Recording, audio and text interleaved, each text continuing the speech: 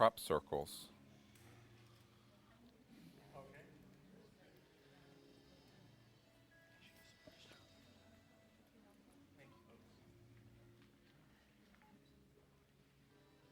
We're going to turn off our cell phones. S'il vous plaît. Oh, that's such a terrible music. It's terrible. Yes, we're being serenaded from outside. It's kind of a... Oh, tell them not to use that door. I don't want to listen to that terrible rap music or whatever it is. That door right there, there's a man right there who's going in and out of this door between these two rooms. And is this that we're expecting? Yes. Oh, good. Can I ask this question, sir? Yeah. If a layperson comes, do you have a rule about not opening the door for the next hour? No, they can just come in quietly and we'll make space for them. That'll be okay? Yeah. Okay. And we need a chair for each of our staff people. It's Lisa and for Raven. So there's this chair here for... They get a chair. If they can't squeeze in, can they... There's a chair here and a chair here and a... Is someone taking that chair? This guy just went to the bathroom. Okay. Okay. Yeah, we'll just, I mean, it can expand that way some. It's fine. Okay, very good. Okay, have a great time, guys. Thank you.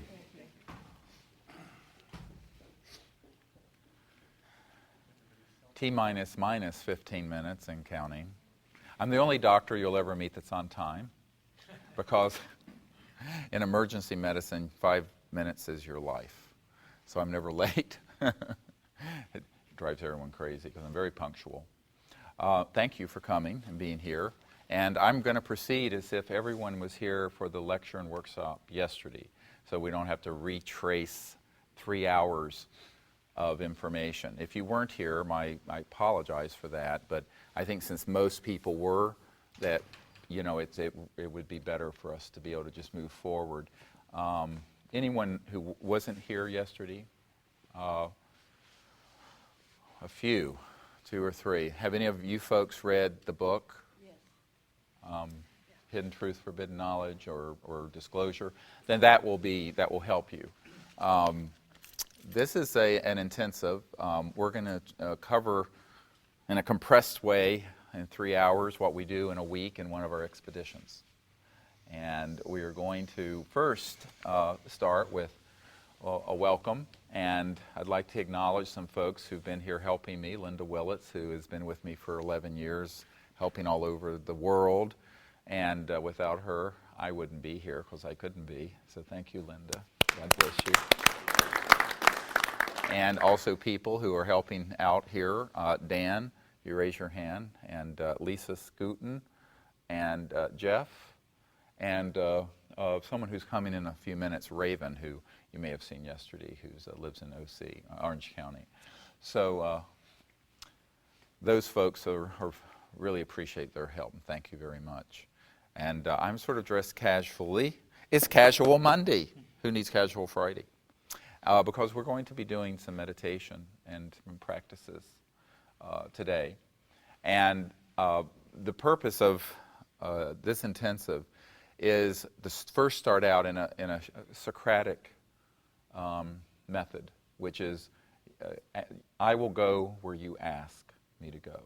So what you didn't have your questions answered, or you have things in your intellect that need to know, it's completely wide open for this first section, because that's, I find, helps people with what they need to know and what they're curious about, so that when we get to the meditation part in the last hour, they can really be there. Does that make sense? So that's how we'll proceed. And the points I want to cover during this particular intensive is the basis of the CE5 initiative, how we make contact and the kinds of experiences we have, and a discussion then of the cosmology and consciousness, and how the material and celestial cosmos is interfacing with each other, and how that explains a lot of the so-called phenomena that people see, and why it is, how is it that a 800-foot diameter on each side triangular ET spacecraft can be hovering over a steeple in Henri-Chapelle. In Belgium, I was there, and as the gendarme and the Air Force in Belgium reported, collapsed into a pulsating basketball-size orb of orange-red light and then vanish straight up into space in the clear sky. How does that happen? And we'll get into that. And so you'll understand that when you're out doing this work in some place, so if you wish to do this after you learn these techniques, and you may have one of these orbs come in and hover in the group or just appear enigmatically quickly and then vanish. What was it?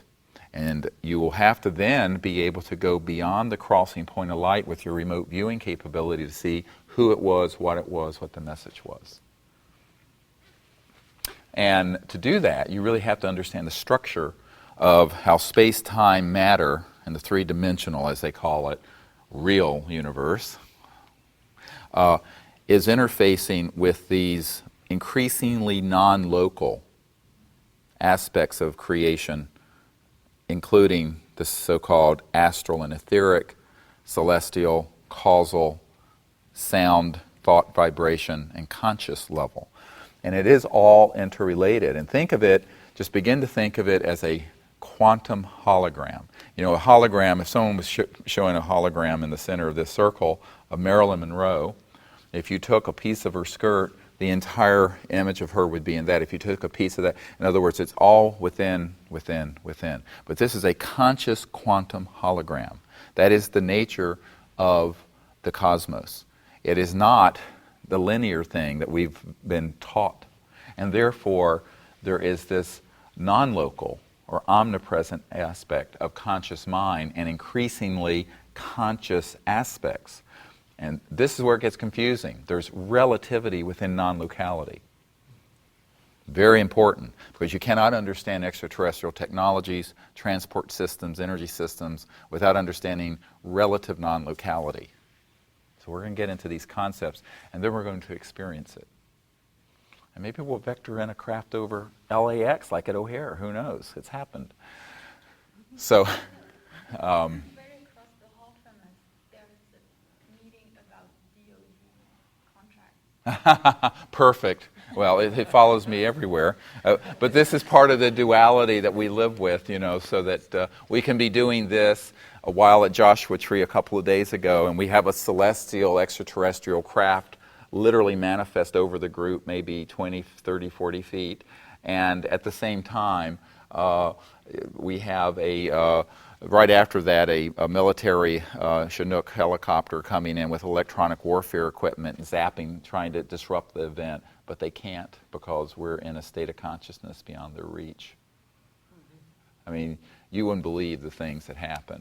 One night this past week up at Joshua Tree, we had a enormous military jet that came down about 200 feet AGL above ground level, vectored in right into Joshua Tree National Park in violation of the law at that altitude, aimed right towards us, and it was loaded with electrons. The most bizarre looking jet I've ever seen, and it was cruising at stall speed. It could, I mean, it was, if it had slowed down anymore, it would have crashed, and it was very low.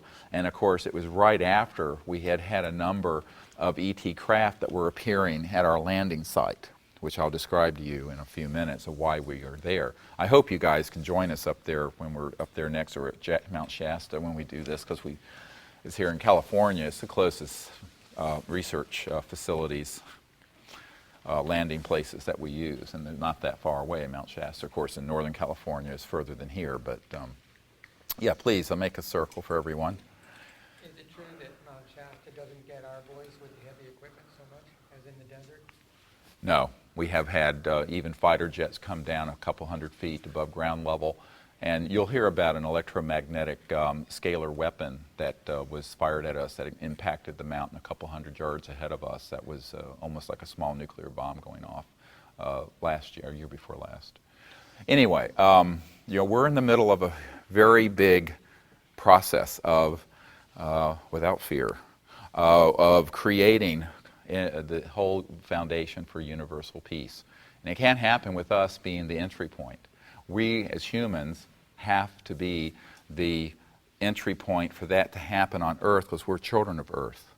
He isn't going to come from somewhere else. It can be assisted, and it can be watched, and it can be understood, and it can be a cooperative effort. But we are the primary movers, not me per se, but we, humans, are the primary movers of the destiny of Earth and the future of Earth. And so that's the responsibility we have, and that's the responsibility of this project. So with those introductory remarks, I'd like to just open it up to questions that people have from the previous workshop and lecture, so that you have a chance to have your heart's content and all your curiosities answered. So, yes, sir. Do you have any long-term friendships with extraterrestrial beings? Yes, very good question. We do. In the early days, there was a male extraterrestrial EB that came and that I had contact with back in 1990. That was, well, he had jet black hair like you. I forget your name. David. But he was white, very white, and blue eyes, but really black hair. Could have passed as a first cousin, and really handsome, but very definitely extraterrestrial, and he's still involved. But upon Sherry Adamak's death in January of 1998, the night that she passed away, Sherry Adamak was my assistant and very close friend who was frankly murdered by these classified projects back then. She introduced me in a lucid dream that night, very lucid, like out of body, with this extraterrestrial senior ambassador to Earth, who is this too weird? No. Weird. Too bad, we're going to get weirder yet. And she was, if you can visualize, a head that's just like a round pumpkin. Head exactly like that. No hair. Almond eyes, shaped eyes with whites. Very pretty in her own, in her own species way. Diminutive features otherwise. And a small, fine nose and no pinna. Had no, very different from this other ET that I had.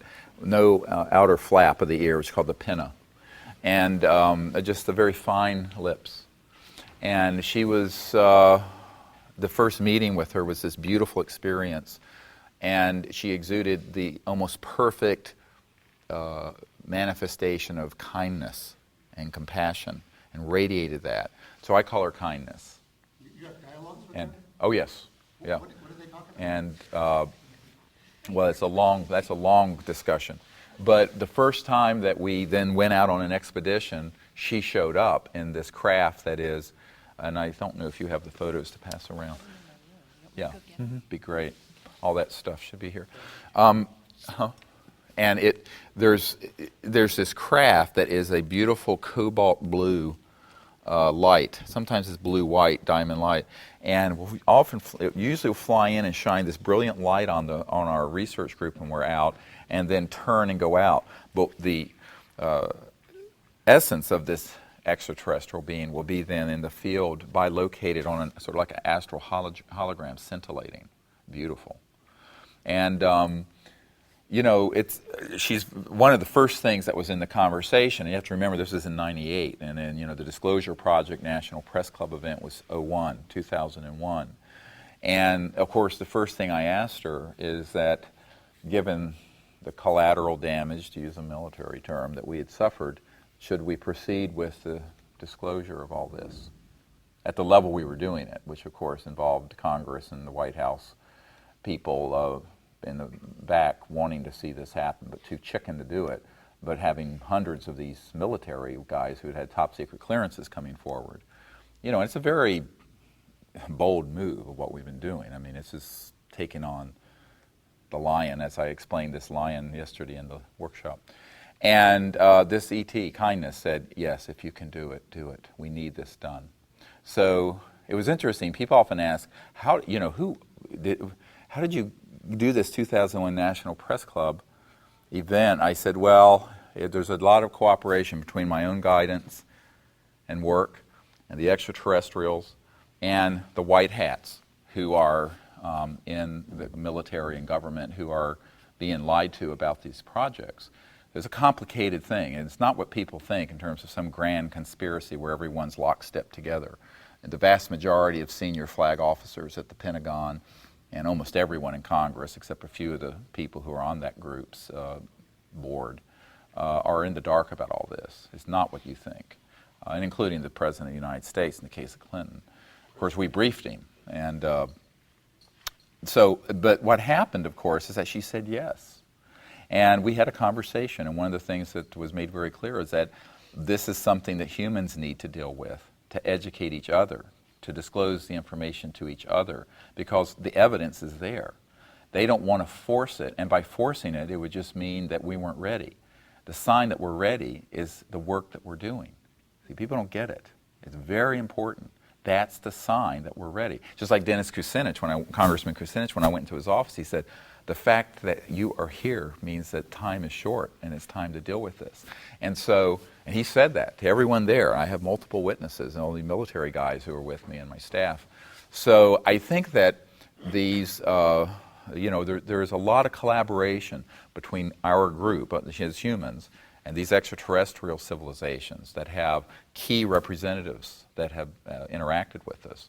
And on every single expedition, except one that I can think of, since 1998, now that's now 9 years, this ET being and this craft has physically materialized and flown into the group or over the group and put this beautiful light over the group, what have you, something like that to acknowledge what we were doing every single time. So it's quite beautiful. And people say, well, what does this have to do with the passing of Sherry Adamak? And I said, well, Sherry is in the spirit world, in the astral body, but extraterrestrial civilizations see that as clearly as you and I see this. And there are humans who see that world as easily as you and I see this room. And many of you do as well in your inner sight, can and do, and particularly in the dream state. So what you realize is that when the body is left, it's like a cage that's open and the bird flies out, the bird being this astral body and the soul. And as such, can interact with these extraterrestrial beings quite easily, but so can we. But Sherry, one of the reasons she did not want to leave is she felt very guilty leaving me alone doing this work. And it was very hard for her and hard for me. And she said some things to some people, and she finally passed away, if you read the account of it, when I went there and was by her bed and said, you can go now, we'll take care of this.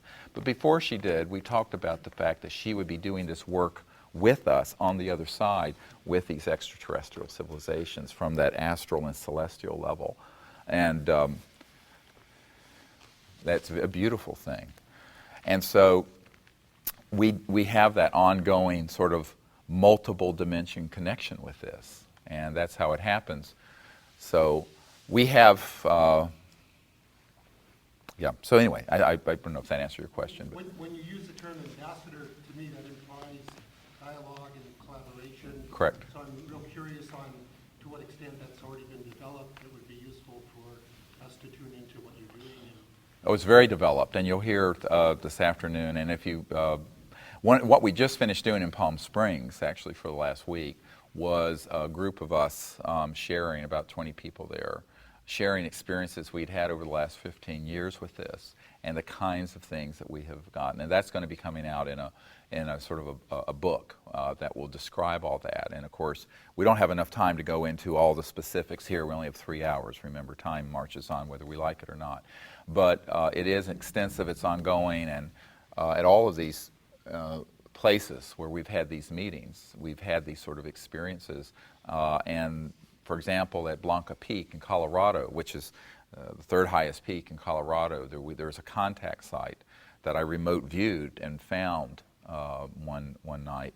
And this contact site has been the site of many meetings between our group and these extraterrestrial civilizations. And the first time we did this, there were about 12 different beings that were there, and they were from different star systems, all of them. And scintillating further beyond where you could see them were all these celestial and angelic, and beyond that was this avatar being, the sort of the Godhead. It was this beautiful experience.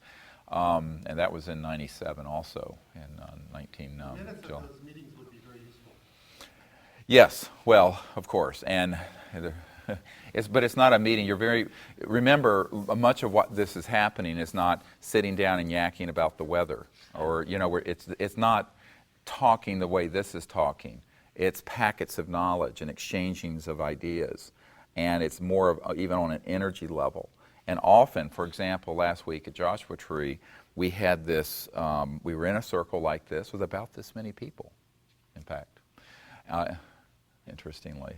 And imagine just teleport yourself visually, and we're up in Joshua Tree at this site on Geology Tour Road in the center of Joshua Tree National Park, and we're in this state of meditation, and then we're doing a prayer for the earth, for the healing of the earth, with everyone in a spacecraft and in deep space connecting to these extraterrestrial people. And we're doing this together, and I'm speaking as all this is coming through.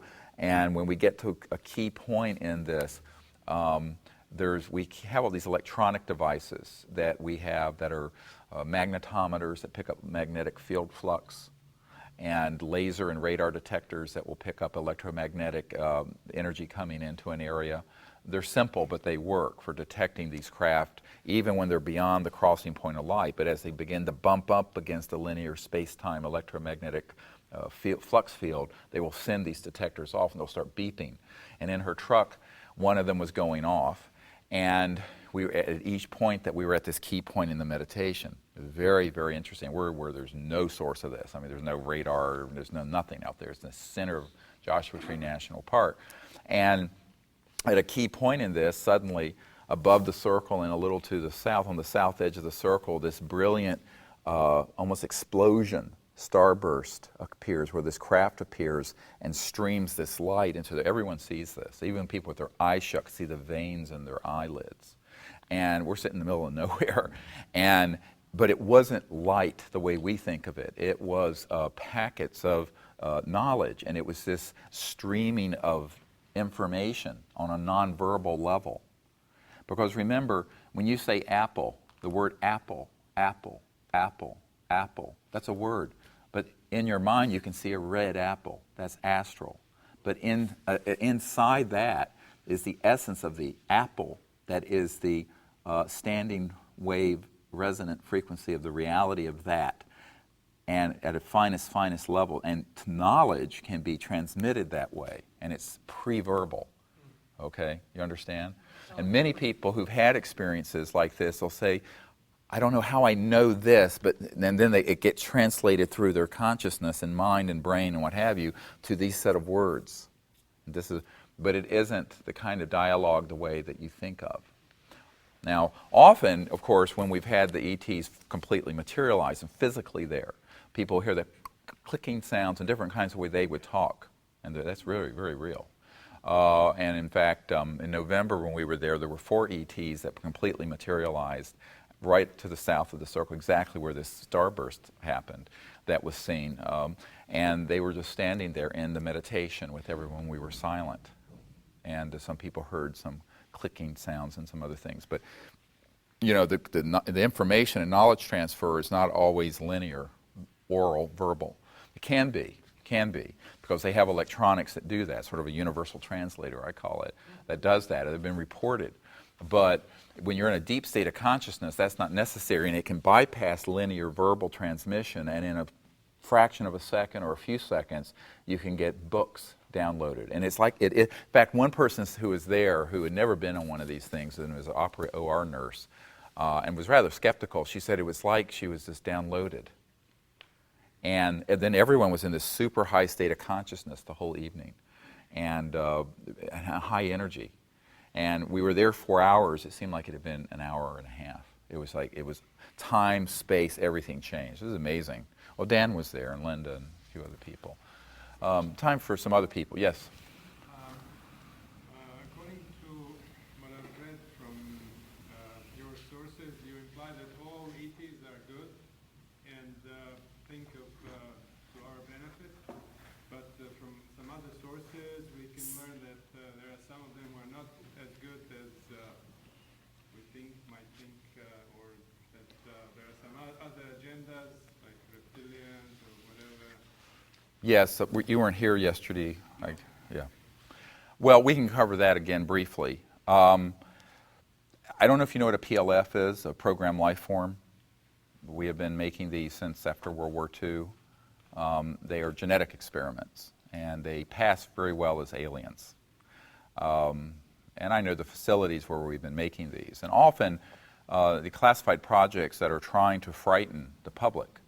And I know men who have been on these assault teams. They're called abduction teams, but it's an assault team.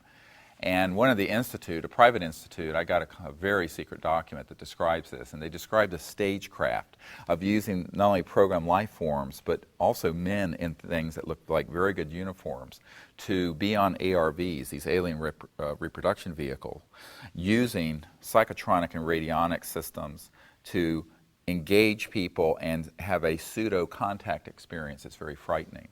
There's a lot that I've written on this. And by the way, Martin Cannon here in the 80s, although he's now since disappeared, had a 2,000-page collection of very good research on this. And a lot of this information I then got to a man in, I think, the United Kingdom who wrote a book called MELAB, Military Abductions. And this is part of the conditioned response because they need people to have something to hate and be afraid of. It's just like, I don't know if those of you who studied World War II, how Hitler and Goebbels and how they were very, very good at demonizing Jews. And they even showed them, as these caricatures. And of course, they were going to rape your women folk and steal your baby. And their blood would be used in matzah meal on Passover and all this kind of stuff. And of course, none of it's true. But it was highly effective in creating a mob mentality in the public of hate and fear that could then support the war effort. Because it's not like a handful of people did the Holocaust, contrary to what people would have you believe. There was a lot of cooperation. And also, the public had to look the other way as the Mercedes-Benz pulled up next to the Jewish industrialist home and they were hauled off to Auschwitz. But to get people to that level, I'm being quite direct since you asked this question, the big game since the World War II era has ended has been the next level of super system trapping, racist super system trapping, which requires an enemy. And even if you say, oh, well, they're all great ETs except this one race who happens to look this way or sound this way or what have you, it's still a racist and completely unfounded point. Now, I'm not saying that no one has had an encounter where they weren't startled or frightened, but they certainly haven't been harmed. And the things that are interesting, if you look at the abduction research industry, which is a very big industry, they're funding, the men that I know, or the ones that you know as household names, were getting their funding from the Bank of Liechtenstein, the Liechtenstein family, which were the primary funders of the Third Reich, as you know, much more so than the Swiss, or even Ford or Watson at IBM or any of those guys. And so there's this sort of interesting international collective of I call them transnational fascists, that very much want to grow, in the post-World War II era, they wanted to grow a new kind of war. And what they couldn't do overtly with the Third Reich, they've done covertly. But the psychological warfare value of this is to put out a lot of frightening information to people. And so I'm not saying that no one's had contact that startled them, but the sort of things that are put out in the mass media and the public on this are really false. So I think that and this is stuff that we have dispositive proof for. Not only witnesses who have been on, I know an Army Ranger, for example, a couple of them, who have been on these abduction squads. And this one said, you have no idea how many people we've done this to, so that there would begin to be this new myth that would support Star Wars, and that even senior military and political figures have had this happen so that they would begin to hate these visitors. And Hollywood is very infiltrated by these interests, and this is why to get a movie done of Hidden Truth, Forbidden Knowledge, which would be a fantastic true story to make a screenplay if any of you are screenplay writers.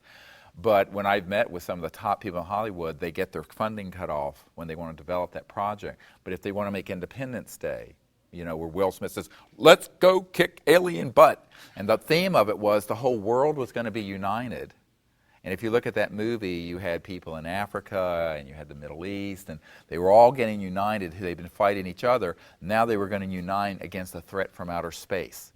So they were going to grow the war machine from a international level of fighting. It used to be tribal, and then nation state, or city state, and then nation state. Now they want to grow it global. And to do that, you have to have an enemy. Obviously, you cannot justify a multi-trillion-dollar warfare system in space unless you have convinced and brainwashed and done the psychological warfare preparation for that. And this is what Wernher von Braun said on his deathbed to one of our witnesses, who was his personal spokeswoman for the last 5 years or 4 years of his life.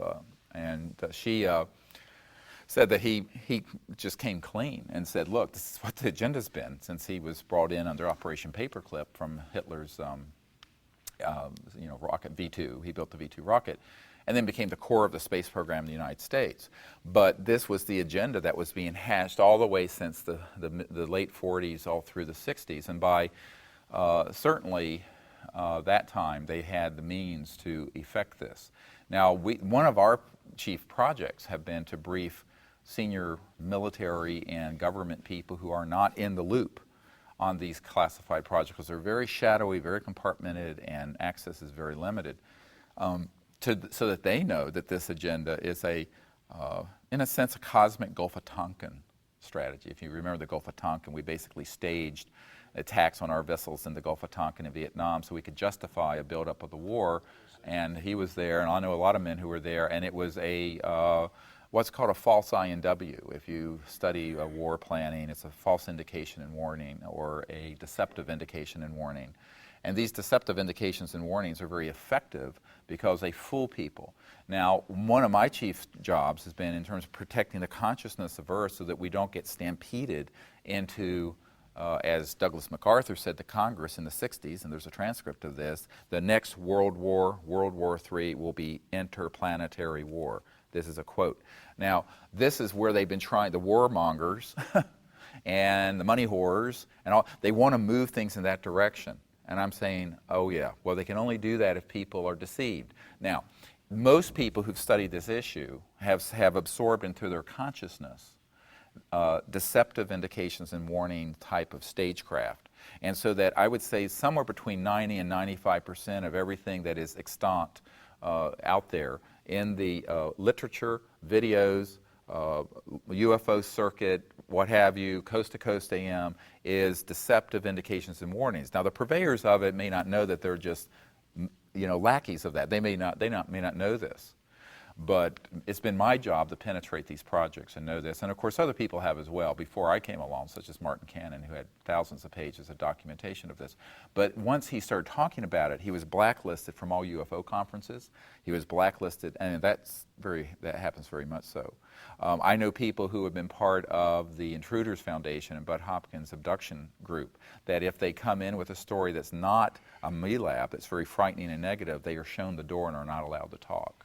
And his executive director, called me up back in the 90s and says, Dr. Greer, you're absolutely right. We know that a lot of these clearly have covert military involvement, but it's completely being covered up. So then you have to find out where they're getting their money and funding from. And when you follow the money, it's not hard to figure it out. So that's been part of what we've had to do. Now, what I tell people is that, all right, all that stuff, you got to know the lay of the land. We're staying with the things that are the truth, and that's the positive future for humanity. And a point I make it to people is that on a scientific basis, these things don't stand up to scrutiny. And here's why. First of all, any civilization that was, these horrible things, they could just simply eliminate all life on Earth that they didn't want here in a fraction of a second with the kind of technologies that allow for interstellar travel.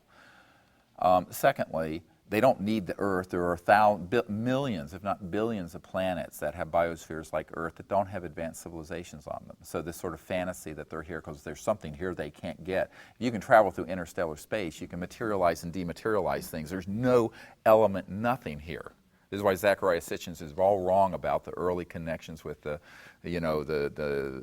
Anunnaki or whatever, and needing to have us as slaves for gold. I mean, good grief. I mean, the technologies that allow for interstellar travel, you can have any element made. In fact, I know a guy with about a 3,000 to 5,000 degree plasma reactor that is making transmutation of the elements today on Earth with really kind of primitive stuff. And so, you would not need to go through interstellar space and turn a bunch of early humans into slaves to be mining gold. But again, this is all a tribalistic paranoia.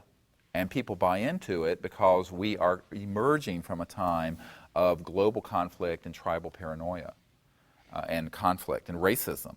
And so it's very easy to use that to then get people psychologically adapted for the next level of conflict. And I tell people, just don't be deceived. Very important not to buy into those things. The other thing is that you look at this thing, well, they need our sperm and egg. Well, actually they don't, because even in the really advanced classified genetics engineering programs that have been going on for decades, believe me, we were cloning and doing genetic stuff with, if Dolly the sheep was not the first cloned mammal that you hear about. There are classified projects in the Dulce complex up near Four Corners and other places that have been going on for decades. I know a man in the 60s who was in a program like that, and they were growing all these different kinds of life forms in there from basic materials. So all they'd have to do is retrieve a hair follicle or anything. They wouldn't need to drag someone kicking and screaming on board a spacecraft to snatch their egg and your sperm. I mean, if you have a high school level of genetics at this stage of biotechnology, I mean, my daughter who's at UCSF doing her PhD, we talk about it, we just laugh. Because, I mean, even human technology would obviate the need for such a clumsy endeavor. But it does sow the same seeds of fear, because think about it.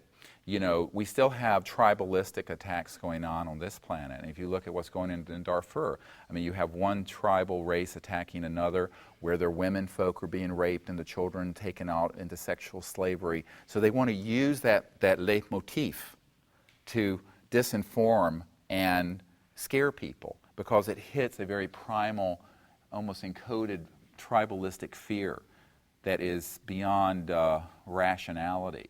But when you study it and stand back and look at it, and you see this, it's sort of like the Wizard of Oz, when they found out it was this old man behind the curtain pulling all these levers. So much of this phenomenon that people report is like this guy, this whole gray man behind the curtain pulling all these levers, and it's immensely effective to most people, because they haven't had the ability to penetrate what these projects are about. Now, that's one of the chief things we've tried to do in the last 15 years, is separate out how much of this is disinformation and how much of it is actual events that's extraterrestrial. And so you have multiple phenomena going on.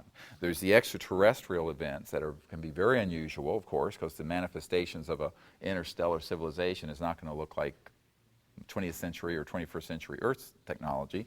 You have people confusing encounters with astral beings that are not extraterrestrial but are very real, and thinking they're extraterrestrial, because we live in the space age, so they conflate that experience with ETs. Then you have this human deception project that's very well funded and quite sophisticated, with the electronics they have and the alien reproduction vehicles that look like UFOs and would pass to the average person as, wow, that's really an ET thing. It couldn't be made on Earth because it doesn't have a propeller or a jet engine. Not true. We have had things that look like UFOs since at least the 50s that have been test flown.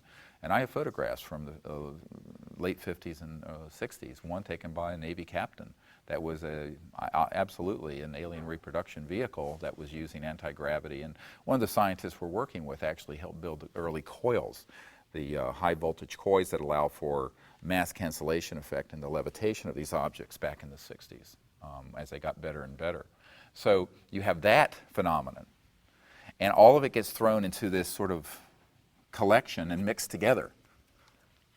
So discernment is very important. And without the discernment, you're lost. But how do you get the discernment? That's a big part of the series of these 3 books that we put out, is all that information in there. And a lot of it is disturbing to people because they have bought into a belief system. They believe that there are the white, Nordic, blonde, blue-eyed good ETs, and they always look like a wonderful Swedish babe. You see? And then the ones that are dark and have a funny looking head and a different nose and different eyes, those are the bad ETs. Oh, well, please, this is nothing short, it's just interplanetary racism. And so I tell people we need to be careful not to project anthropocentrically the bane of human conflict that we have here onto this emerging relationship. And so my chief task has been to protect that, clarify it, and then positively go out there without prejudice and without buying into all the negative imagery. Because you really can't make contact. If you go out there and say, oh, we're going to be an ambassador to these people, but if you're blue-eyed, white, and Nordic-looking from the Pleiades, come and let's have bagels and lox. And if you look like this, I don't want you to come because I've been convinced, even though I've never met you, that you're this horrible creature. This is just exactly, having grown up in the South during the Civil Rights era, it is just exactly the kind of racist imagery and racist, xenophobic stuff that has been the bane of the human existence for, thousands of years. So what we have to do is leave that thinking behind. You cannot be an ambassador to any one of these civilizations if you still have that mindset, because they're all working cooperatively. The people I know who've had extensive contact with these ETs, and I mean even military people, will tell you that you'll see all these different types of life forms together on a craft. There's not Star Wars going out there on in there. That's another Hollywood movie, like Star Trek and Star Wars and all this, marauding different races of different values. The fact is that if you're still operating from that level of hostility and violence, you're not allowed to leave your biosphere, which is why we've been thrown back like a bad penny. Even though Ben Rich of Lockheed Skunk Works said, yeah, we already have the means to travel among the stars, but those technologies are locked up in a black box that take an act of God to get them out to benefit the world. This is the head of Lockheed Skunk Works, said this to 3 people on my team. And the fact of the matter is that we're not bamming around the stars out there because the human civilization has not reached, even though technologically we are capable, socially and spiritually we're not, you see. And so our technological prowess has exceeded our spiritual and social development. And that's a very dangerous time for a civilization from a universal point of view.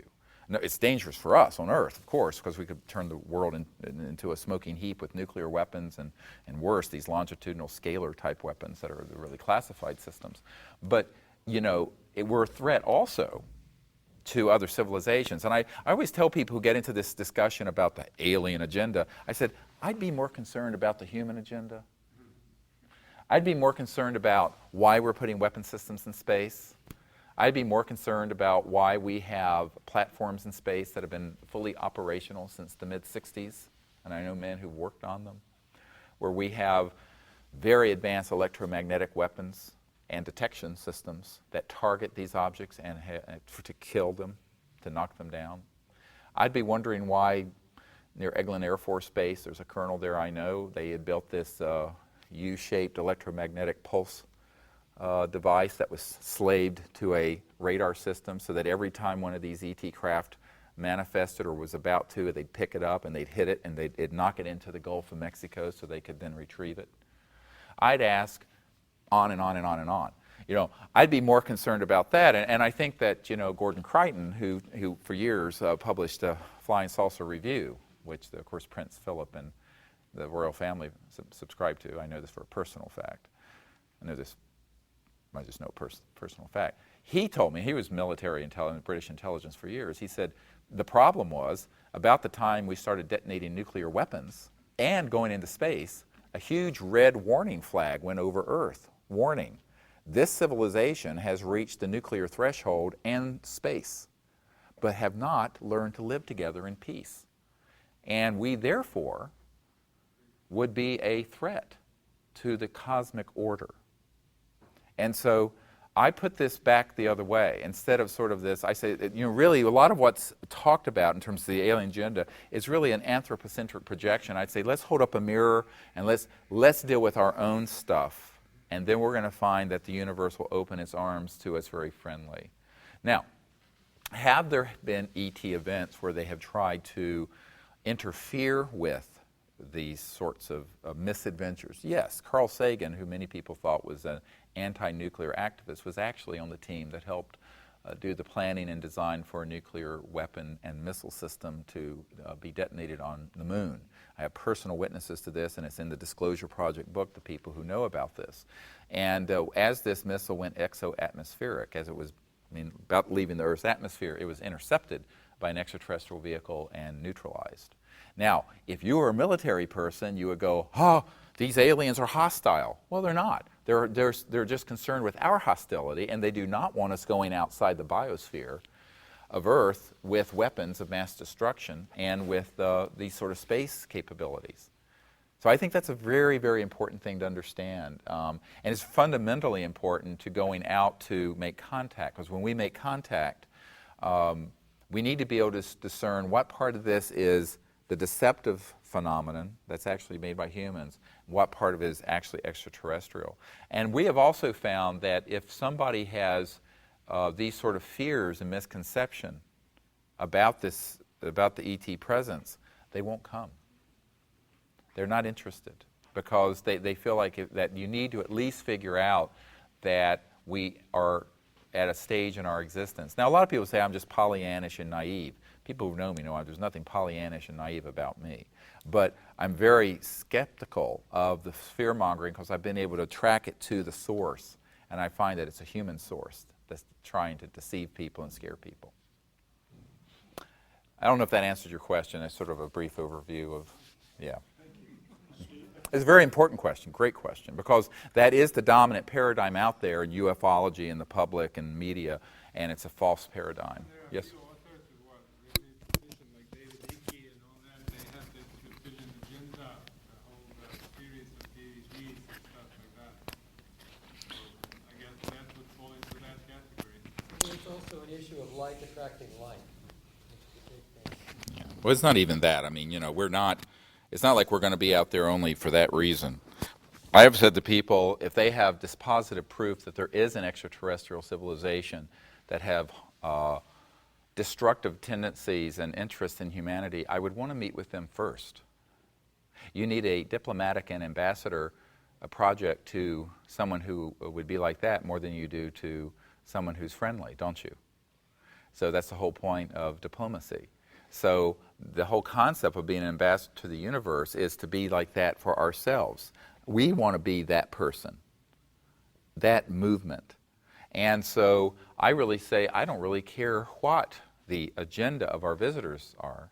I think that it's absolutely benign, because if it wasn't, I don't think that we would have gotten away with the terrible military things that we've done and not had severe repercussions if they were not enormously patient and very kind. And what's interesting is that we're the only group on Earth that for now 15 years, 16 years, have gone all over the world and have made contact and had really close encounters of the fifth kind, meaning a close encounter that humans have set up to welcome them, with thousands of people over the years who've seen it. Never have we been frightened, never have we been harmed. Never has there been any untoward thing happen to us. Now, we've had military things that have tried to suppress the activity that have been harmful. We have never had anything from the extraterrestrial that has been anything like that. And so, and the closer I get to people who are in the center of the control group, who's keeping the secrecy and whatnot, at the very center is a group that is the hardcore, that want conflict. They want an eschatological, end-of-the-world battle in space, like the Scientology movie that John Travolta was in. And that is the agenda. It has nothing to do with the extraterrestrial presence. And so we have found also that when, I'll give you an example, there was someone who was with us in Joshua Tree. I'll refer to Joshua Tree a lot since we're so near there. It's in your neighborhood. if you're from the LA area. And this was 96. And there was a man there who had an agenda. He was very fear-based and had all this prejudice, but he also wanted to get close to the phenomenon and to what we were doing so that he would understand the technology so he could be, and I'm quoting here, I didn't know it at the time, but later a friend of his told me this, the next Rockefeller of energy. His goal was really just selfish. And every time we had an encounter, he wasn't there. He either, fell down or was sick or was stuck somewhere. It was like the hand of God just moved them. And it's a fascinating thing. And in the big event that happened that year, we were at this one site, and I had been told in my meditation remote view that the ETs were going to come very late. And I knew we were supposed to move from that site. So we were leaving this one site that was sort of below some cliffs. And we went back up the gravel part of Geology tour road, and we were driving along, and Linda was there, and there were about, 15, 20 people saw this. An enormous and just astonishing, couple 100 feet diameter ET craft, and it was shaped like a Hershey's Kiss. It was flat on the bottom, and then came up like this, and then there was a sort of and it was teal green, and it was this blue-green, gorgeous, gorgeous color. And then as it came down, it didn't come down like this, it came straight down out of the zenith.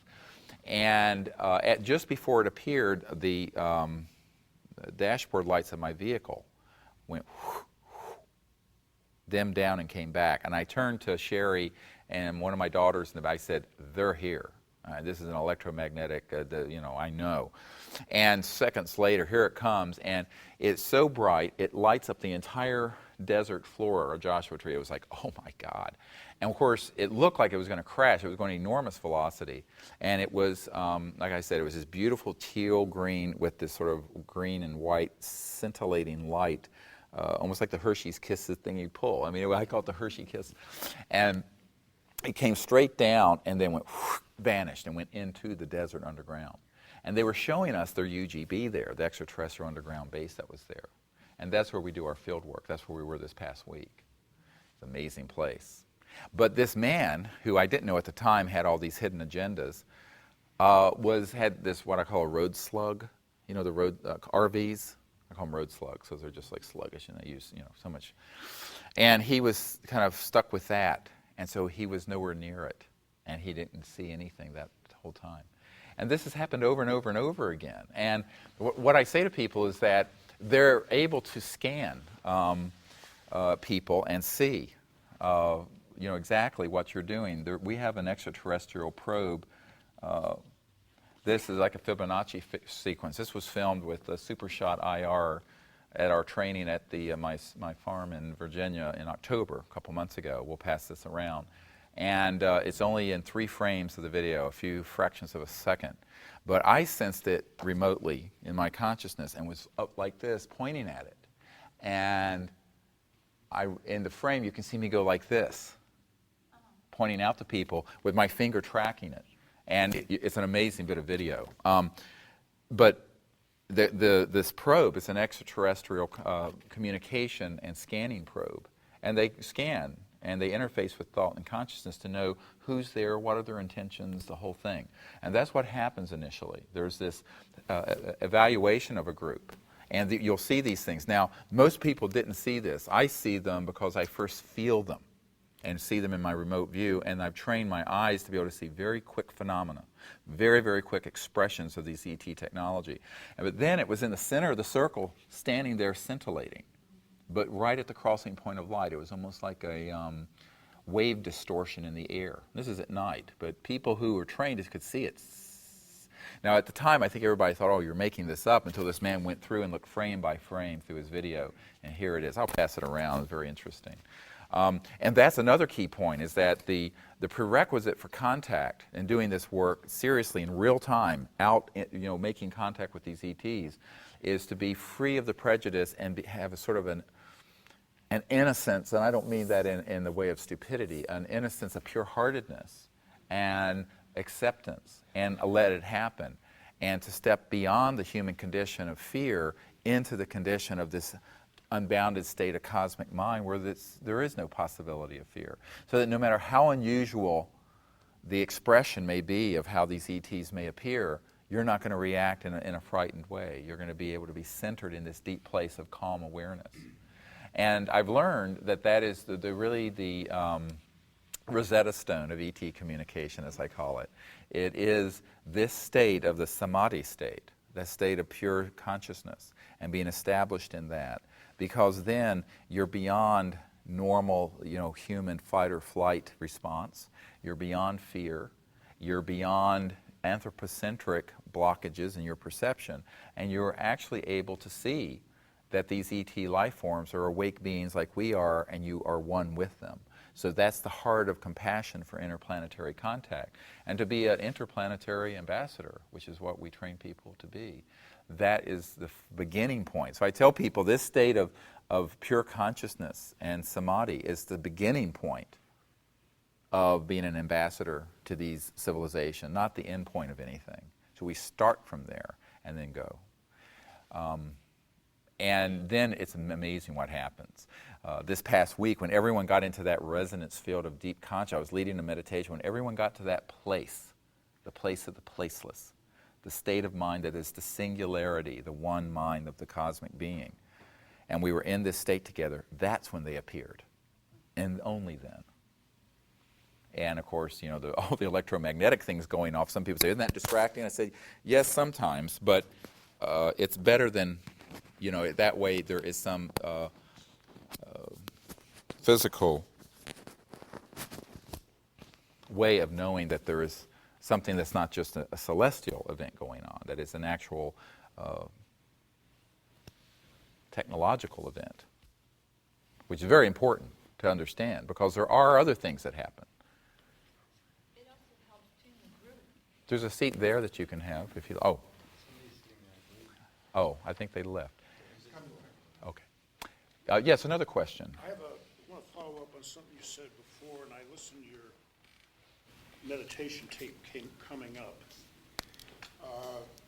Periodically, I've had an experience, I want to know if anybody else in the group has had it, where you're being downloaded with information on a nonlinear basis, and the manifestation of this, it always comes into the left ear, and it's always a high-pitched frequency that will last for anywhere up to a minute.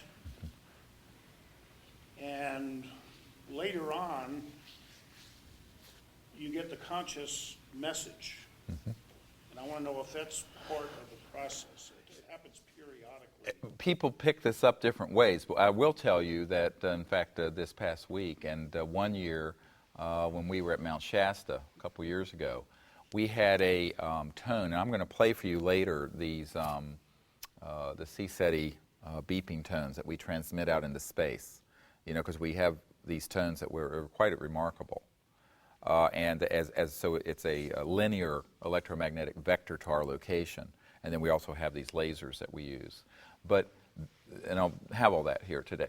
But what's interesting is that when we were at this one spot, after we had done this protocol and we had the tones beeping and we're transmitting them over a radio frequency and we had the laser lights going up, and then we went into this meditation, there was this beautiful multi-harmonic tone that everyone heard. But it was so unusual that everyone heard it, but it formed a shape. Name and form. It's very Vedic. The sound was so developed and so full that you could see the sound. You could see the shape of the sound. And it was truly a type of harmonic. And it was extraterrestrial. And this was heard by everyone. And then we had an amazing encounter took place.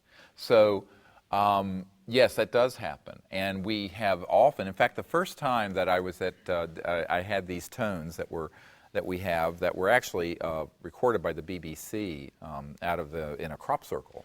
And it was an unusual electromagnetic tone that came through, broad daylight, and it actually did about $75,000 in damage to their cameras, but they recorded this tone. And then we took it and analyzed it and found its component sounds. And it's a harmonic, and it's quite interesting. And the first time I took those and then rebroadcast them out and played them, we had just a boom box and play it. And I was at Marconi's Hill, where the first telegraph was sent in the world, ironically, in England. And here comes this tone, and a little while later, it starts drizzling and raining. We're all getting ready to get in our vehicles, and everyone hears this binaural, and it was this omnidirectional tone. You couldn't pinpoint where it was. Like it was coming from the center of infinite space, but it was heard by everyone. So it had this omnidirectional quality to it. Amazing. Everyone heard this. And in fact, we have gotten some recordings back of these when they've come. And sometimes they'll actually put it back through our electronic equipment. We'll be transmitting on a radio frequency, one of these walkies, and while you're transmitting, you're not supposed to be able to receive, but all of a sudden it'll start coming back through the electronics. Strange stuff. We have several hundred types of extraterrestrial technology phenomena that we're going to catalog in this new book so that people understand what this stuff is and what it means. It's very important. Of course, we can't go through all that today, but it is a very important point. And what you described, Mr. Fox, is very real. Yes, some other questions. Yes, sir. In your interaction with the information, do you ever get to the concept of the ultimate creator with all beings? And if so, how do they grapple with the chicken or the egg phenomena when you get to that concept? Yes, we do actually get to that concept very much so. And in reality, there's no chicken and no egg, but one being. And this gets into this is where we're going to leave linear concepts of understanding reality. But yes, but that absolutely they have an understanding of a universal supreme being, conscious being, and also the understanding of the cosmology that how from the utter nothingness of the fullness of the absolute mind does all this come into being. How is that? What is that? I guess that gets hard for people to grab their head around, I think. At least. Well, that's a big part of these books. If you read these books that I have out, and particularly the most recent one, and this meditation, do y'all have that, this CD? This is a meditation that takes you into that state so that unfolds. And you actually see it. And when we go to Creststone, there's a Buddhist center that has one of these beautiful domes. And I sit and spend about 45 minutes where I go to that state. We transcend and go to the unbounded absolute, and then we emerge and go through the process of the differentiation and manifestation of the cosmology, the whole cosmos, from the finest Godhead, the personal aspect of the Creator, all the way to the material cosmos and stars and sun and what have you. You just kind of got to let that concept get out of your head to let the information in, if you know what I mean. Well, if they're pre-existing linear concepts that are incorrect, yes, they have to be not let go. They need to be built upon. And it's sort of like kindergarten. I mean, when you're in kindergarten, you learn 1 and 1 is 2. You're not learning calculus or quantitative analysis or any of that. So it's not that it's incorrect. It's just that it's based in a linear and perhaps atavistic, a more or less developed level of understanding. So I don't like to think of it as being wrong. It's just incomplete. 1 and 1 is 2. That's correct, but it doesn't mean it's the complete knowledge of all mathematical systems. You see, so you build upon it. It's building. And the best teacher is experience. And this is why, the catechisms, as it were, or dogma of specific belief needs to be kind of let that be, and then you need to get to this state where you experience the mind itself and the being itself. So, and then you can see what makes sense. And, all this is folded within all of you. I mean, all of us are conscious. And that consciousness itself, the silent, undifferentiated aspect of that mind, is the universal being. People don't like to admit that. But you see, here you sit, hearing my voice, and you're awake. What is that, awake? How are you awake? As your eyes are open, listening, begin to reflect on the awakeness itself, the essence of being awake. Well, that's this silent screen upon which all perceptions are falling and being perceived. And if you just let the mind become empty and pure of all distractions, and you're just left with that awake mind and that awake being, that is the cosmic mind. And that is the state of nirvana, samadhi, the beatific state, the early Christians called it, what have you. It's a very real experience. And this is, of course, meditation techniques and various things facilitate experiencing that in prayer and meditation. But you need to understand kind of what the experience is. And then when it happens, you do know it's happening. And the later development is that you then begin to function from that level, where you're awake in a cosmic way. You know, the mind that you're conscious with, you know, and you're experiencing it as universal and boundless. And then you can begin to see remote places. And you begin to know things that in a linear way you could not know. And you are able to then vector spacecraft in. This is what we do. This is the core of the CE5 protocol. So I always say that consciousness itself, the pure mind, is the Rosetta Stone of the CE5 contact. And which is why the head of Army Intelligence got so mad at me. If you've read the book, he realized that we had discovered this and I was sharing it with thousands of people. Now, of course, you know, I've been called all kinds of horrible things for talking about this. And it opens you up to all kinds of misinterpretations and ridicule because we're not supposed to talk about these sort of experiences. But in fact, it's why I was invited to brief the CIA director and the head of intelligence for the Joint Staff. And now we have a major foreign government wanting us to set up a contact CE5 so that their heads of state and their leadership can have an open meeting with these visitors. And that would be the end of the secrecy. And we're talking a major G7 country. Okay? So, yes. Now, because, you know, people in the know realize that any civilization that's interstellar isn't staying locked into linear space-time or even the speed of light of electromagnetism. They're growing beyond the crossing point of light. And when you do, you have just entered mentalis, the territory of mind. Shanti, peace, the peace of mind. Mentalis shanti. And what happens at that point is that there's deeper and deeper and profound levels. But it enables you to then awaken.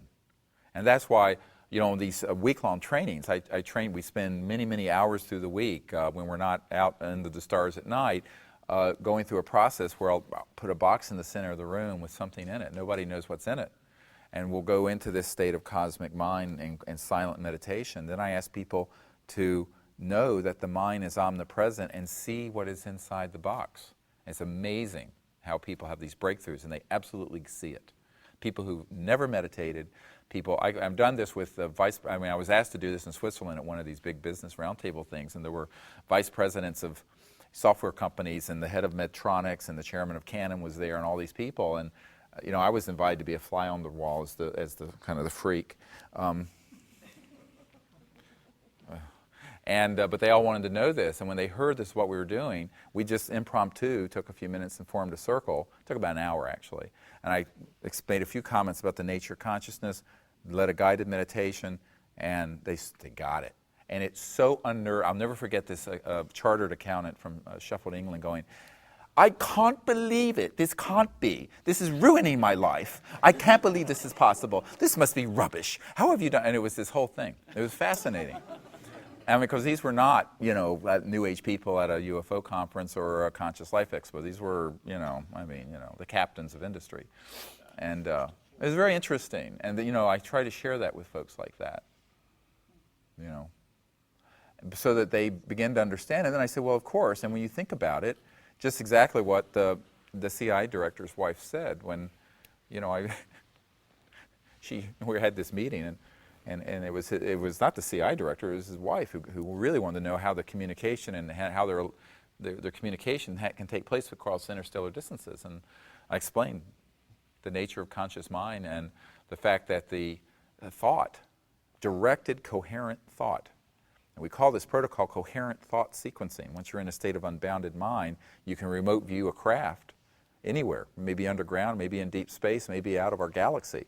Connect to it, and then you zoom in and you show them through a coherent thought. And that kind of coherent thought from a universal aspect of mind interfaces with their universal communication system. Absolutely does. And then they vector right in. It's like a laser light, but it's thought. And you have a whole group doing this. And that's why we have this very high rate of contact, as long as the group is there. Now, what's interesting is the compassion that they have always shown. And last year, about 15 months ago, actually, November 05, we were at the Joshua Tree site. I like sharing these stories. I share these stories because they're very illustrative of the meaning behind our contact.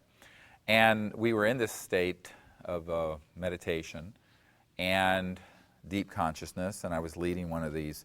And then afterwards, we were just sitting in silence together.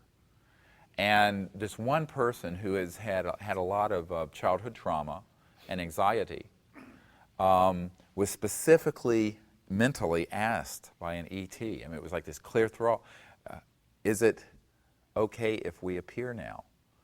And he was the person who, in a sense, needed to give that permission. Everyone else would have been okay, but they didn't want to do anything that would have caused sort of a PTSD, a post-traumatic stress disorder reaction by suddenly appearing.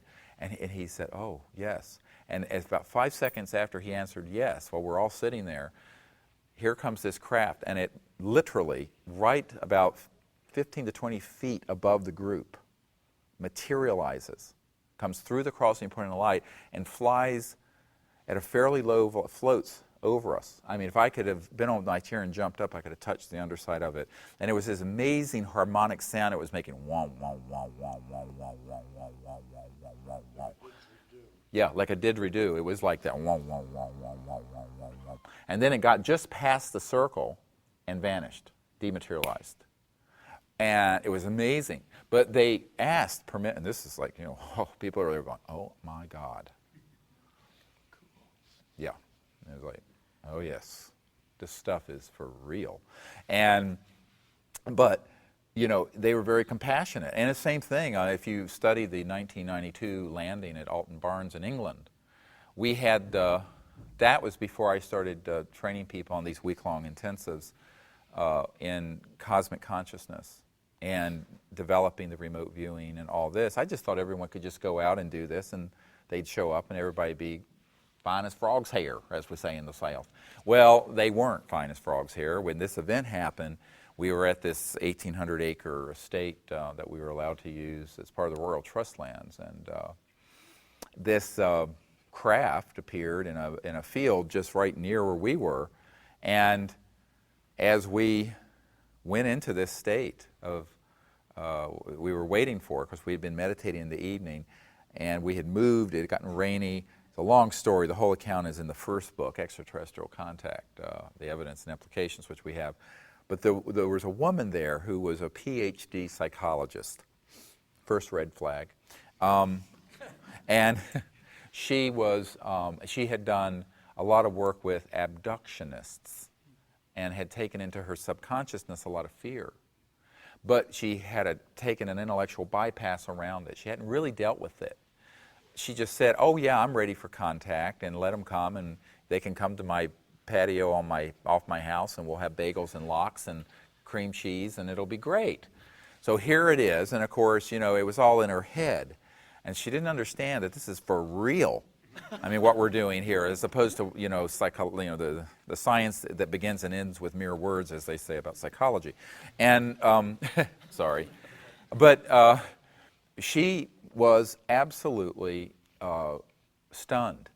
And here is this disc, about 100-foot diameter disc, completely materialized in the field we're in.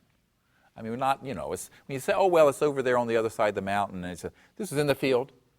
And it has these gorgeous celestial colored lights going. It was going around counterclockwise, like this. But the lights were kind of bleeding back and forth into each other, every kind of beautiful, but it's light and color like you will never see on Earth, because of the purity of how these ET craft manifest through the crossing point of light, the astral and etheric, and come as a completely single, seamless, perfect, pure, metallic, pure light, pure everything. I mean, it's just highly refined. And so I said, well, get the light, because I wanted to signal to it, because it was signaling. And we want to invite it to come closer. It was a few 100 feet away, but about 10 feet above the field. But we were on a rise, so it was right at eye level. And it was this shape, and it came up like this, and then had a few amber lights on the top of it. And it was gorgeous. And like a jewel hovering there, silent. A little bit of a sound like a transformer, just slightly. And here it comes. And she says, oh, no, don't do that. I said, what do you mean don't do that? That's what we're here for. And she fell apart like a $3 watch. She really did.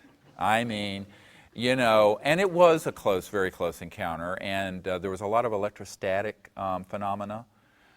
We had a lot of piloerection. No, that's not a sexual term.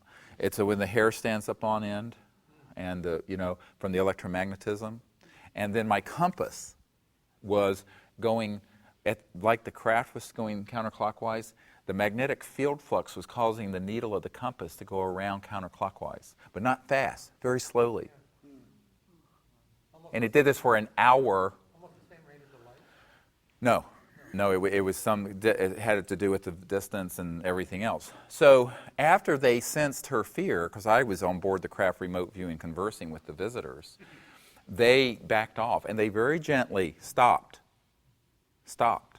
and backed off, and then went up into the foggy clouds, and then stayed above us at a distance that she was comfortable with.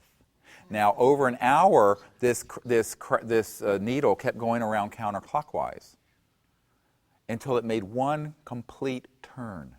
Over an hour, it took that long. And you could watch it. It was like, oh my God, like watching the minutes on a hand. And at the end of that, they opened up the clouds, because they can do this. They opened up the clouds, and at this point, it was maybe a couple thousand feet up, and it was this beautiful jewel, and I signaled it to it, and it signaled back, saying goodbye, and out into space and left. And what that taught me was that this poor soul had taken was not grounded in a deep enough state of consciousness to go beyond the embedded program of our society on this subject that is very fear-based, even though intellectually she thought she had. And that she needed this training in consciousness and to become a true ambassador from the level of cosmic consciousness. If you're going to be a cosmic ambassador, you must have cosmic awareness. And this is a prerequisite. So now folks don't come out with us unless they are doing that. And because, just out of compassion to the person, because when some of these extraterrestrial expressions of their existence happen, they can be very close. And if somebody has these is still centered in the little self, the little ego of fear, then this can overwhelm them, even though nothing adverse is happening. So the power of being able to be, as Krishna said to Arjuna on the battlefield in the Bhagavad Gita, a little of this, capital T, this state of cosmic mind, eliminates all fear. And it's true. And that's how we do what we're doing. It's also how we're doing the Disclosure Project. I have no fear about going into a military facility that's an underground base. That's a top secret SCI facility where I'm not supposed to be there. I go. I've done it. It's a hilarious story. You want to hear this funny story? It's like the Jedi, when they put a thing. One of my military guys wanted to get me into a command center, basically where nuclear war would be fought from the East Coast. And very few people, senators don't go into this place. And it's, the place that has the Marines that are stationed that, if something happens and anyone without zebra stripes on their badge, they have 60 seconds to get out, and then they shoot everyone who's in there. It doesn't matter if you're the President of the United States. That's true, by the way, if you don't have a zebra. So anyway, I'm going into this place, and of course, I have never worked for the government, never been in the military, never anything. But I wanted to go there to do some things and investigate some things that were important to what we're doing. And so we go in, and my military escort, I'm there in a nice suit and stuff, and we go in, and he's acknowledged, and finally we get to the inner sanctum, and it's like Star Wars, these huge screens where the whole world is, and everything's being tracked, And this one man comes up and says, "Who is this? Well, why is he here?" And I went into a state of consciousness where he just would be okay. I do this. That's how I got into NORAD too, by the way. And I just went into the state of consciousness like that. And my military guy said, "Well, this is Dr. Greer, and you don't have a need to know why he's here." So you can use that. You see, so we just then had all access pass. And I'm not kidding. This is a true story. So I know, quite eccentric. Anyway, they didn't shoot me.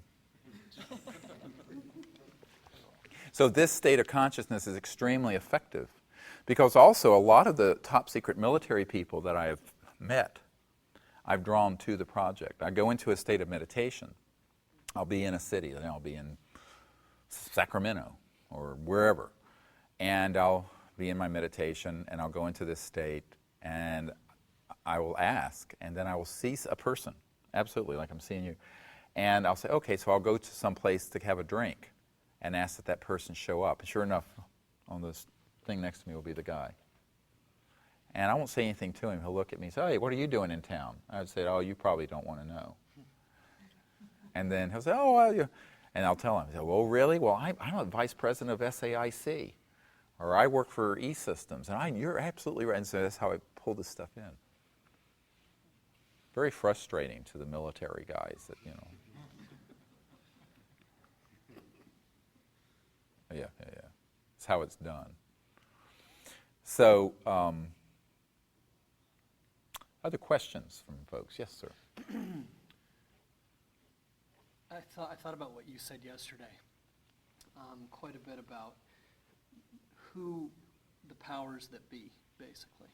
And I was just wondering if you could touch on sort of Richard Branson and maybe what he might have to do with a positive or negative activity with space, because supposedly he's obviously got the affluence to make decisions on both sides, and I'm just curious as to if you know anything. I have not spoken with him. Someone who's on our team, who's a military guy, has. He appears to be rather supportive, but we have not had a tete-a-tete, and I don't know his level of clearance in these projects, or any at all, if he just has an interest. And just because you're a billionaire doesn't mean that you're read into this stuff. Just because you're president doesn't mean you're read into it. So that's all I know. I think he is genuinely concerned about global warming. I think he's genuinely concerned about the deterioration of the biosphere.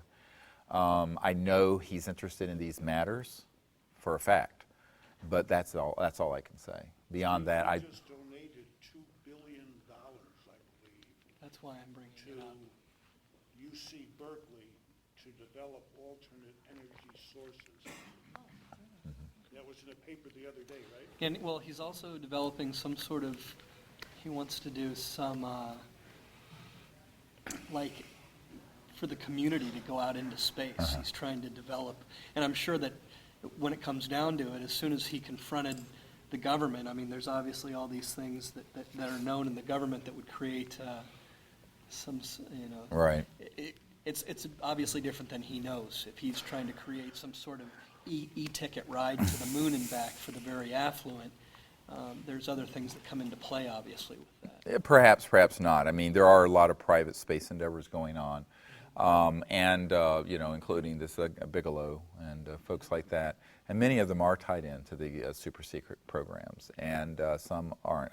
As for Branson, since I really don't know more than I said about that situation, but it would be useful if he put some of this funding in the hands of people who could actually develop something useful, which is not likely to happen from a university setting. You don't think that UC Berkeley has the facilities to... Well, you're kidding. Lawrence Berkeley Labs have had these super secret. In fact, one of the people I'm working with had a resonance frequency solid state crystalline device that was over unity, free energy, and was there at Lawrence Berkeley Labs. And as soon as he hit the sweet spot in the correct resonance frequency, bam, in came all these people, and he was actually dragged off, injected with Thorazine, and thrown into a mental institution. I'm not kidding.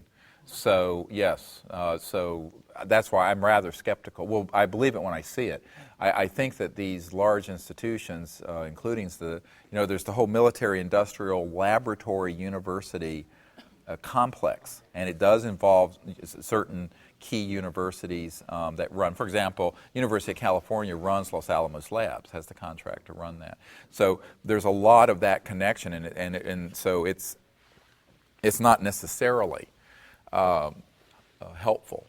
But I remain open to the Learn possibility. a little history there to understand what the connection between size and efficiency happens to have been in history.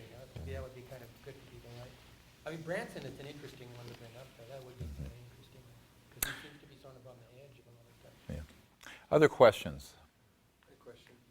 How come it seems like there was relatively maybe simple experiments that, given in the proper laboratory, like if I were to drop off a box to a scientist in the middle of Chile or the middle of China or the middle of Israel, and they said, look, follow these instructions, you get this result, and then this, and I mean, make 50,000 of these boxes or packages or things. It seems like that, something like that created would disrupt the academic or the classical or the contemporary model for linear time and our relationship, and it would disrupt enough of the things that hold together what's going on as far as our relationship to energy, our relationship to information, or how we... You're talking about getting one of these new energy devices in the hands of a lot of people, basically what you're saying. But you have to get it. Or just something that... It's not that simple. I mean, you're not building a toaster. I mean, it is a very, very arcane bit of knowledge, and not as easy as people make it sound. But yes, if you did get to the point where you had something that was what Dr. Bearden and I call the robust demonstrator, which means a kilowatt or greater of over-unity energy that's power, not energy. Now, you know the difference between power and energy. Energy is everywhere. You have to rectify energy to create usable power. Power is wattage times current, okay, to get the actual, is the voltage times current to get the wattage, and the wattage is the power. I mean, you can have all the free energy you want, but if you can't rectify it to run these lights, you ain't got anything practical value. And that is the difference. A lot of people say, I have a free energy device. Yes, but does it actually generate a net amount of exportable, usable power? These are two different things. So, but yes, I agree with you. Our plan at SEAS, the Space Energy Access System, so where we've developed this strategy, is to, if we identify someone or the funding to get these things built into a robust, and there are prototypes out there, but they're not at this level yet, then we would get it tested at key facilities that we have friendly, honest scientists who are prestigious, including a Nobel Prize-winning physicist, who would then put their imprimatur on this and say, yes, this is doing this. It is a closed system. It's using exportable power. Even if they don't understand where the energy is coming from, they may not understand what the quantum vacuum flux field or zero-point energy field is. Then we would have a whole lot of them made and put into the hands of key people and have a major press conference very quickly. Because one of the problems that a lot of these inventors have done, they think that they're going to do this in some stealth fashion, or the people who are usually the inventors and engineers really are not good with the strategic part of this.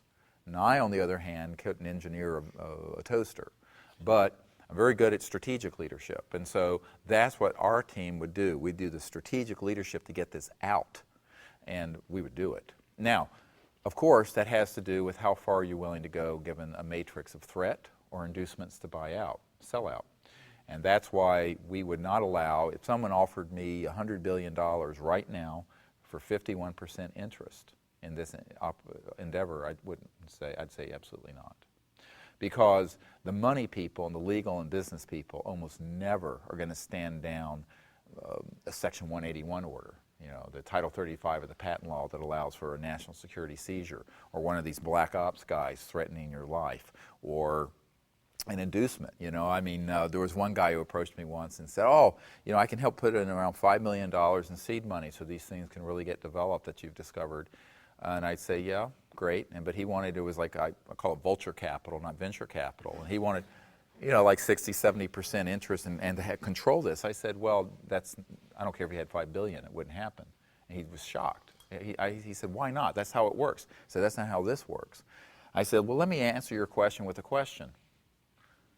You put $5 million into this, and it's not enough, let's say 10 million, and we get the team put together and we have half a dozen of these things beta tested, ready to go, like you're talking about, distributed. Suddenly someone surfaces who offers you, for your $10 million placement, $100 billion. What would you do? He said, oh, I'm a businessman, I'd sell. I said, no, you're a money whore.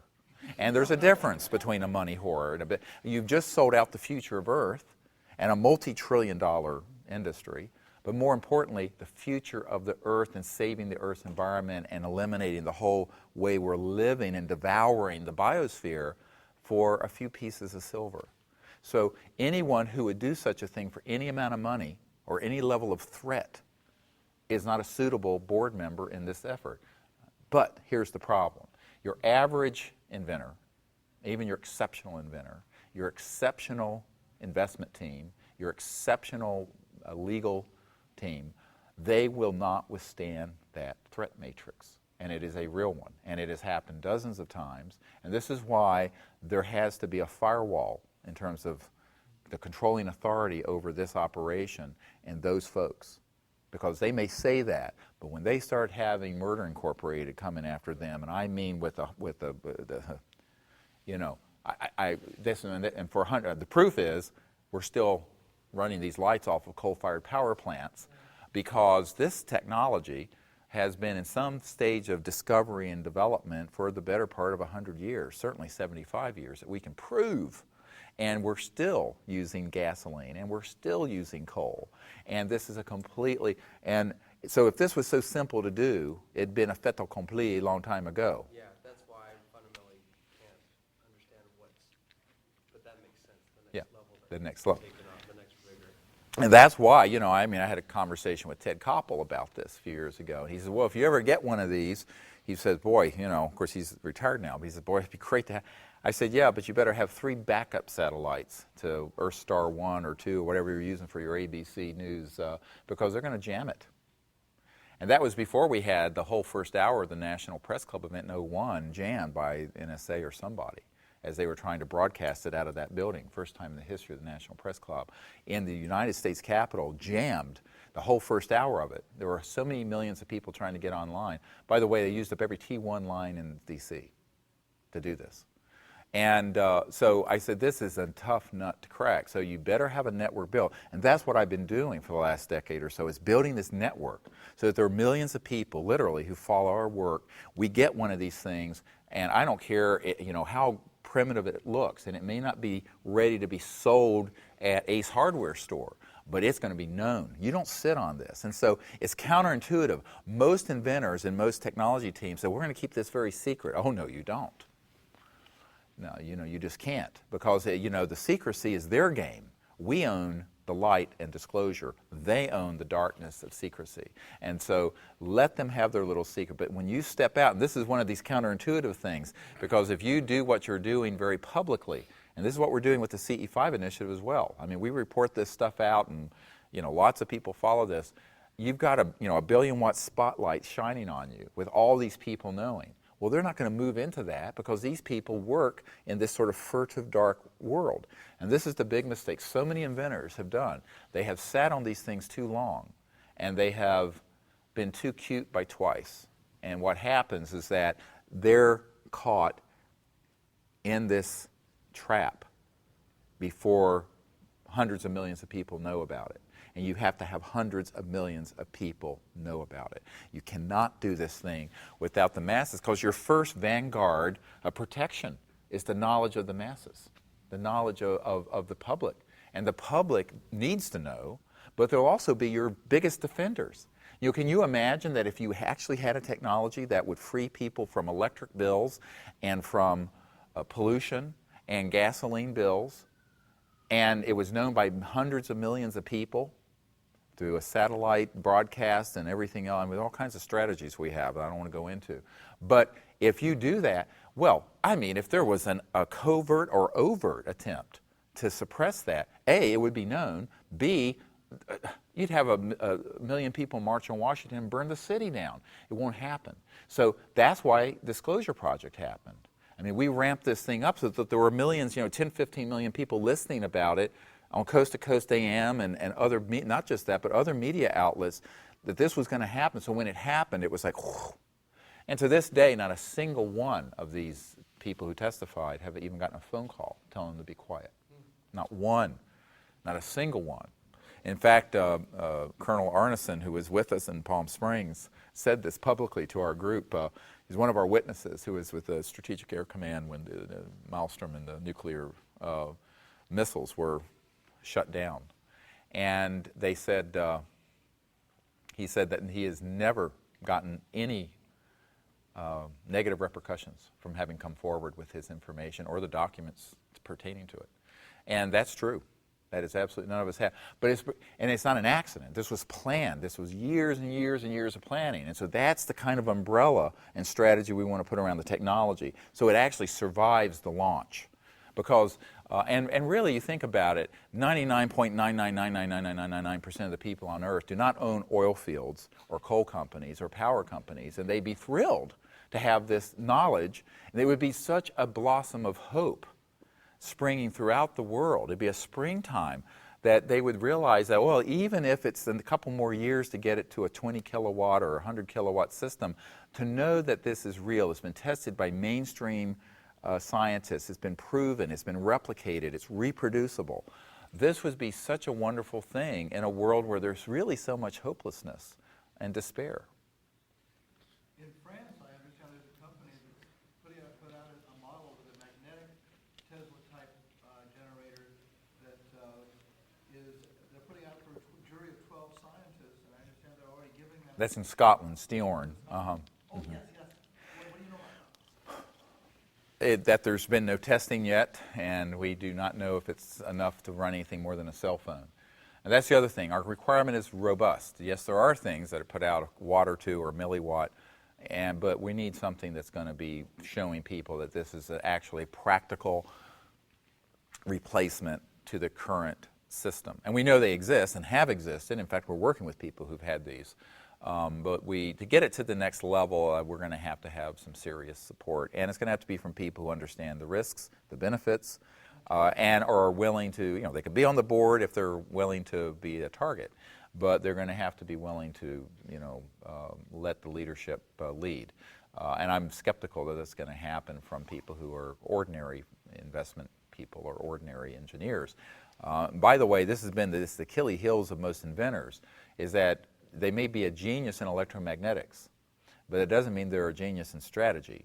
And they often conflate their brilliance in one area into another.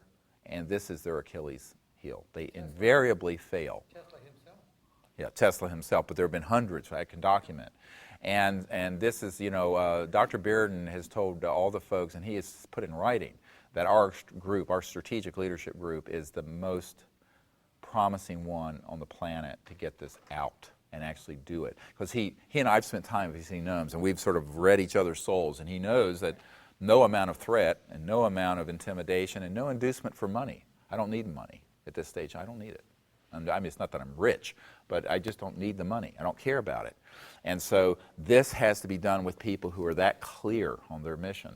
And if they're not like this guy who missed the big landing at Joshua Tree because he's wanting to be the next Rockefeller or whatever energy, it ain't going to happen, because there's always someone with a bigger stick than you've got that's going to buy you out, and so, or come after you with the stick and club you to death. So you've got to be willing to, be that kind of person, and that's the people on our core team. They're all those kind of people, great people, and they're doing it all for the right reasons. And if the first hint that they're not, bye-bye, they're jettisoned, which, pleases some people and not others. But the thing is, you got to keep this pure. And this whole contact protocol we're doing the same thing. The senior team of folks who go out, the success we've had with these ET craft and contacting them is because people are in that state of pure consciousness and in pure intent, beyond fear, without prejudice, and it's beautiful what happens. It's so beautiful. And I know the same thing can happen with these wondrous new sciences that are here on the planet and are in the consciousness of certain gifted inventors. And there's just been these other interests that have kept blocking it. And we will overcome that, but we need lots of people in this state of consciousness. Elisa was talking about this masterminding sort of technique, where you have lots of people in that state of consciousness and visualizing the outcome and meditating and praying for it. And it's very powerful, because one person can have a certain effect, but a group of people or several people that are connected together have an exponentially greater effect. And this has been scientifically proven in studies that have been done at Princeton and Dr. Bob John's laboratory. By the way, when I spoke to Dr. John some years ago, he said, you know, what you're doing out contacting these extraterrestrial beings is a field experiment on a large scale of what I'm proving in the laboratory. That's what he said. It was a very interesting conversation, which is what we're doing. Except it's not an experiment. It goes beyond, experimental. We're not treating these ETs as a test subject. We're actually saying, look, these are intelligent, conscious beings like we are, and we're saying on the plane of this unbounded state of mind, that's where we meet. That's where we'll meet. Yes?